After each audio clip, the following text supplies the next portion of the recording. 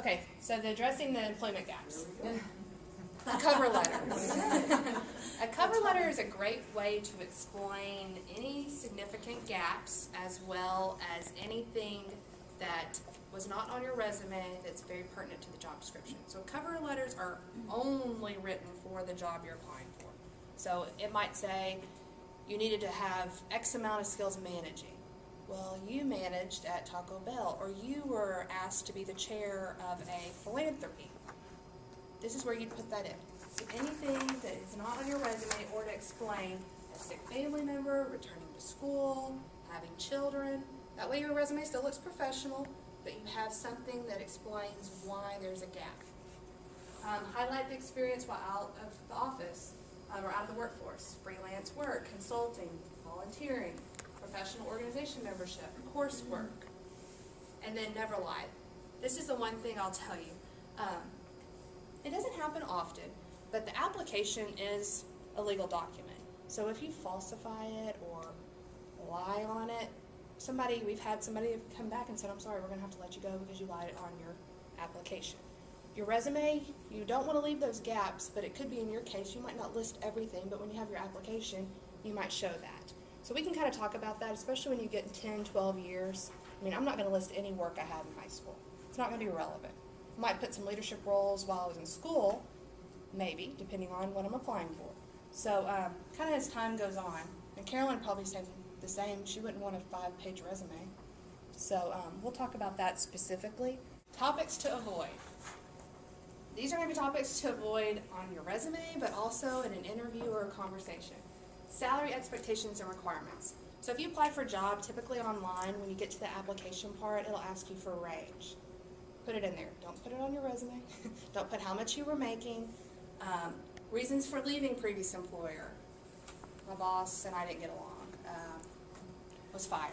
What if it was a workforce reduction, layoff? You can include that in the cover letter. Okay. That's the best way. Just don't put anything in addition, because if, like Carolyn says, if we're looking at 100 resumes, anything like that, I'm going to go, wait, okay, let me look at this a little closer. I might not look at actually the skill set. I'm worried about what you added. So just leave that off the resume, include that in the cover letter.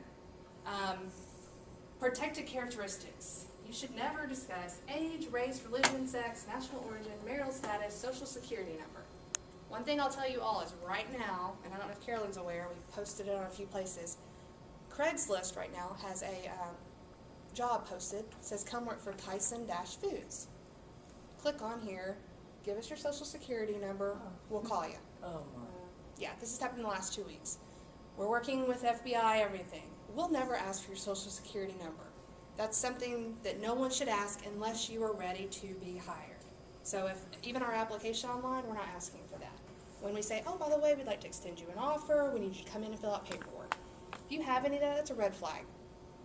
Just say, hey, let me do some research. But that right there, it's Tyson-Foods Incorporated. It's not listed as Tyson Foods, but people are doing that because they're thinking, oh, I can come work tomorrow. Great, I'll just come on down. So be careful about this. Also, your age, race, religion. You don't know who you're interviewing with. That brings in a whole different type of topics. They also might assume things about you that they don't need to. A photograph, you laugh, we still get these on professional resumes. I think Carolyn had a job last year, I got one.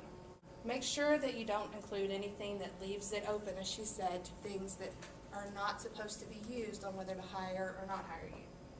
Personal beliefs, paragraphs, we'll get into that, like hobbies, activities. You kind of want to be careful. Sometimes people put way too much. I'm a father of 3 kids. Okay, that's great, and I'm very glad, and you're proud, and I'm proud too, but do we really need to put that on there? Is that going to make a difference?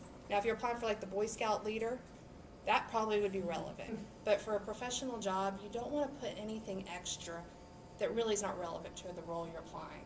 And then abbreviations and acronyms. Spell out words, even if you know everybody knows what it says. Someone like me might not know the industry acronym for an IT job. So list it out.